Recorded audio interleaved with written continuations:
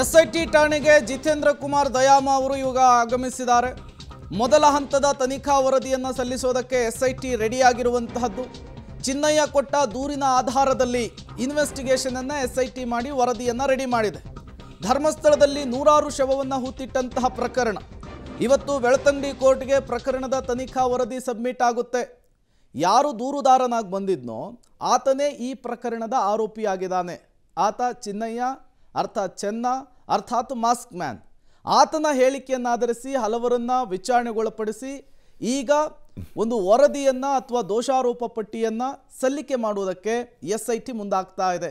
ಈ ದೋಷಾರೋಪ ಪಟ್ಟಿಯಲ್ಲಿ ಏನಿರುತ್ತೆ ಅನ್ನುವಂತಹ ಕುತೂಹಲ. ಯಾವಾಗ ಎಸ್ಐಟಿ ಇನ್ವೆಸ್ಟಿಗೇಷನ್ ಚುರುಕಾಯಿತು ಒಂದಿಷ್ಟು ಜನ ಪ್ರಶ್ನೆ ಕೂಡ ಮಾಡಿದರು. ಭೂಮಿಯನ್ನು ಅಗಿಯುವಾಗಿರುವಂತಹ ಇಂಟ್ರೆಸ್ಟು ಕೆಲವರನ್ನ ವಿಚಾರಣೆಗೊಳಪಡಿಸುವಲ್ಲಿ ಎಸ್ಐಟಿಗಿರಲಿಲ್ಲ ಅಂಥೇಳಿ ಬಹುತೇಕ ಆ ಪ್ರಶ್ನೆಗೂ ಕೂಡ ಈ ಚಾರ್ಜ್ ಶೀಟ್ನಲ್ಲಿ ಉತ್ತರ ಸಿಗುವಂತಹ ಸಾಧ್ಯತೆ ಇದೆ. ಜೊತೆಗೆ ಎಸ್ಐಟಿ ಈ ಚಾರ್ಜ್ ಶೀಟ್ನಲ್ಲಿ ಯಾವ ರೀತಿಯಲ್ಲಿ ಯಾವ ಆ್ಯಂಗಲ್ನಲ್ಲಿ ಇನ್ವೆಸ್ಟಿಗೇಷನನ್ನು ನಡೆದಿದೆ ಅನ್ನೋದಕ್ಕೂ ಕೂಡ ಒಂದು ಕ್ಲಾರಿಫಿಕೇಷನ್ ಸಿಗುವಂತಹ ಸಾಧ್ಯತೆ ಇದೆ. ಮಹೇಶ್ ಶೆಟ್ಟಿ ತಿಮರೋಡಿಯನ್ನು ಇಲ್ಲಿಯವರೆಗೂ ಕೂಡ ವಿಚಾರಣೆಗೊಳಪಡಿಸಿಲ್ಲ.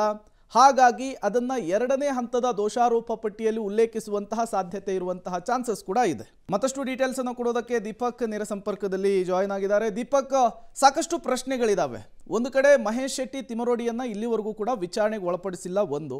ಎರಡನೇದು ಭೂಮಿಯನ್ನು ಅಗಿಯುವಾಗ ಇರುವಂತಹ ಇಂಟ್ರೆಸ್ಟು ಅದಾದ ಮೇಲೆ ಎಸ್ಐಟಿಯಿಂದ ಕಾಣಿಸ್ಲಿಲ್ಲ ಅನ್ನುವಂತಹ ಆರೋಪಗಳು ಕೂಡ ಕೇಳಿಬಂದಿತ್ತು. ಬಹುತೇಕ ಎಲ್ಲ ಪ್ರಶ್ನೆಗಳಿಗೆ ಗೊಂದಲಗಳಿಗೆ ಈ ಚಾರ್ಜ್ ಶೀಟ್ನಲ್ಲಿ ಕೋರ್ಟ್ಗೆ ಸಬ್ಮಿಟ್ ಮಾಡುವಂತಹ ವರದಿಯಲ್ಲಿ ಉತ್ತರ ಸಿಗಬಹುದಾ ಅಂಥೇಳಿ.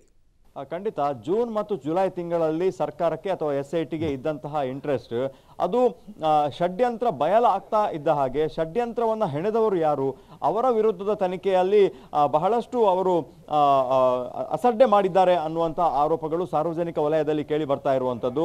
ಪ್ರಮುಖವಾಗಿ 2 ತಿಂಗಳು ಏನಿತ್ತು ಅದು ಧರ್ಮಸ್ಥಳ ಕ್ಷೇತ್ರಕ್ಕೆ ಮಸಿ ಬಳಿಯುವಂತಹ ಒಂದು ಕುಟುಂಬಕ್ಕೆ ಮಸಿ ಬಳಿಯುವಂತಹ ಕೆಲಸವನ್ನ ಮಾಡ್ತಾ ಬಂದಿದ್ರು ಮತ್ತು ಇದಕ್ಕೆ ಸಾಕಷ್ಟು ಪುಷ್ಟಿಯನ್ನು ಕೊಡುವಂಥದ್ದು ಮತ್ತು ಅದನ್ನು ಬಹಳ ಡೀಪ್ ಆಗಿ ಎನ್ಕ್ವೈರಿ ಮಾಡಬೇಕು ಅನ್ನುವಂಥ ಒಂದು ಸೂಚನೆಯನ್ನ ಸರ್ಕಾರ ಮಟ್ಟದಿಂದ ಗೃಹ ಇಲಾಖೆಯಿಂದ ಬಂದಿತ್ತು ಅನ್ನುವಂಥದ್ದು. ಆದರೆ ಇದೊಂದು ಷಡ್ಯಂತ್ರ. ಕಾಡಿನಿಂದ ತಂದಂತಹ ಬುರುಡೆಯನ್ನ ಎತ್ಕೊಂಡು ಒಂದು ಮಹಿಳೆಯ ಕಳೆ ಬರಹ ಅದು ಆ ಬುರುಡೆ ಅನ್ನುವಂತಹ ಹಿನ್ನೆಲೆಯಲ್ಲಿ ಅವರು ಸುಪ್ರೀಂ ಕೋರ್ಟ್ಗೆ ಹೋಗಿರುವಂಥದ್ದು, ಬೆಳ್ತಂಗಡಿ ಕೋರ್ಟ್ಗೆ ಹೋಗಿರೋದು, ಆನಂತರ ಬೆಂಗಳೂರಿಗೆ ಬಂದು ಅಲ್ಲಿ ಷಡ್ಯಂತ್ರವನ್ನು ಹೆಣೆದು ದಕ್ಷಿಣ ಕನ್ನಡ ಜಿಲ್ಲಾ ಪೊಲೀಸರ ದಿಕ್ಕನ್ನು ತಪ್ಪಿಸಿರುವಂಥದ್ದು.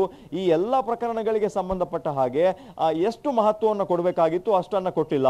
ಮತ್ತು ಪ್ರಮುಖವಾಗಿ ಈ ಷಡ್ಯಂತ್ರದಲ್ಲಿ ಸಾಲು ಸಾಲು ವಿಡಿಯೋಗಳನ್ನು ಹರಿಬಿಟ್ಟಂತಹ ಮಹೇಶ್ ಶೆಟ್ಟಿ ತಿಮರೋಡಿಯನ್ನ ಎನ್ಕ್ವೈರಿಯೇ ಮಾಡದೆ ಬಿಟ್ಟಿರುವಂಥದ್ದು ಎಷ್ಟು ಸರಿ?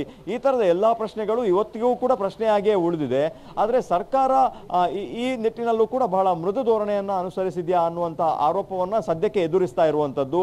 ಬಿಜೆಪಿ ಕೂಡ ಇದೇ ಆರೋಪವನ್ನ ಮಾಡ್ತಾ ಇರುವಂಥದ್ದು ಪ್ರೇಮ್. ಯಾಕಂತಂದ್ರೆ ಇಲ್ಲಿ ಚಿನ್ನಯ್ಯ ಹೇಳಿದ ರೀತಿಯಲ್ಲಿ ಆತನ ತಾಳಕ್ಕೆ ಎಲ್ಲ ಅಧಿಕಾರಿಗಳು ಕುಣಿದ್ರು. ಅದು ಕೂಡ ಎಸ್ಐಟಿಯ ಮುಖ್ಯಸ್ಥರಿಂದ ತನಿಖಾಧಿಕಾರಿಗಳಿಂದ ಮತ್ತು ಇಡೀ ಪೊಲೀಸ್ ಟೀಮ್ 30-40 ಜನರ ಪೊಲೀಸ್ ಟೀಮ್ ಕುಣಿದ್ರೂ ಕೂಡ ಆತ ದಿಕ್ಕು ತಪ್ಪಿಸಿದ್ದಾನೆ ಅನ್ನುವಂತಹ ವಾಸನೆ ಬಡದ ನಂತರ ಕೂಡ ಅವರು ಆತ ಹೇಳಿದ್ದಂತೆ ನಡ್ಕೊಂಡಿದ್ದಾರೆ ಹೊರತಾಗಿ ಪೊಲೀಸರ ರೀತಿಯಲ್ಲಿ ಅವರು ಎನ್ಕ್ವೈರಿಯನ್ನ ಮಾಡಲಿಲ್ಲ. ಮತ್ತು ಯಾರೆಲ್ಲ ಹೆಸರುಗಳು ಬಂದಿತ್ತು ಅವರನ್ನ ಬಹಳ ಡೀಪ್ ಆಗಿ ಇನ್ವೆಸ್ಟಿಗೇಷನ್ ಮಾಡಲಿಲ್ಲ, ಅವರನ್ನ ಎನ್ಕ್ವೈರಿ ಮಾಡಲಿಲ್ಲ ಅನ್ನುವಂಥ ಆರೋಪಗಳು ಇವತ್ತಿಗೂ ಕೂಡ ಇದೆ. ಈ ಚಾರ್ಜ್ ಶೀಟ್ ಅನ್ನ ಸಲ್ಲಿಕೆ ಮಾಡಿದ ನಂತರ ಮುಂದೆ ಕೋರ್ಟ್ನ ಡೈರೆಕ್ಷನ್ ಏನು ಅನ್ನುವಂಥದ್ದು ಈಗ ಇರುವಂತಹ ಕುತೂಹಲ. ಹಾಗಾಗಿ ಮತ್ತೆ ಅವರನ್ನ ಎನ್ಕ್ವೈರಿಗೆ ಕರೆದು ಪೂರ್ಣವಾದ ಒಂದು ಚಾರ್ಜ್ ಶೀಟ್ ಅನ್ನ ಸಿದ್ಧ ಮಾಡುತ್ತಾ ಅಥವಾ ಇಲ್ಲಿಗೆ ಮಧ್ಯಂತರದ ರೀತಿಯಲ್ಲಿ ಒಂದು ಚಾರ್ಜ್ ಶೀಟ್ ಅನ್ನ ಸಲ್ಲಿಕೆ ಮಾಡಿ ಈ ಒಂದು ತನಿಖೆಯನ್ನ ಕೊನೆಗೊಳಿಸುತ್ತಾ ಅನ್ನುವಂಥದ್ದು ಈಗ ಇರುವ ಕುತೂಹಲ Prem. Okay, thank you Deepak Jain ತಮ್ಮೆಲ್ಲ ಮಾಹಿತಿಗಾಗಿ.